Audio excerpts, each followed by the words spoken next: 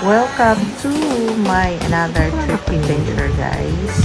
Join me sa aming trip dito papunta ng North Luzon Expressway. So ito, nasa car na naman tayo at thank you sa aking my son na driver ko at yung car niya. Ang aming gagamitin papunta ng Bulinaw, Pangasinan. So ayun, nakasama si C, ang kanyang eldest daughter. So ayan na yung wawa nasa likod na nasa likod na lang, guys. So ayun, nakarating na kami dito. Ang una ko talagang pinupuntahan every time is itong seaside ng Bulinaw, Pangasinan, kasama si C na ayan, mag-check muna kami survey sa ating mga fishermen's din dyan sa tabing dagat. Siyempre sasalubungin namin yung mga kuha nila galing Laot, galing island para bumili, i-try natin kanilang mga kuha nila. So ayun, ito papunta na kami ng somewhere there in the beach. So thank you sa aking uncle at mga pinsan na always guide namin dito every time na we go here. We went here in this place.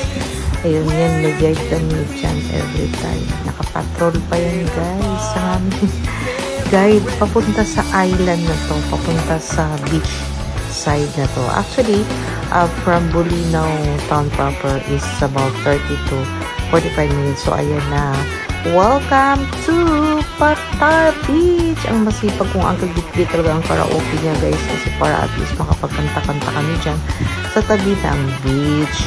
Ayun, kasi kanya-kanya ng aurahan na lang dyan. So, ayun, umaura ulit agad tayo dito sa Patar Beach. Welcome to Patar Beach.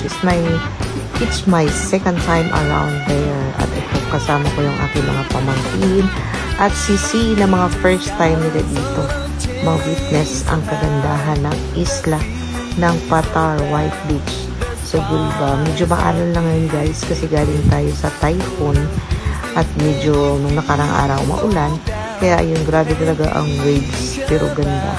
Ang ganda talaga ng waves at nag-enjoy ako sa tampisaw ng dagat. Yes.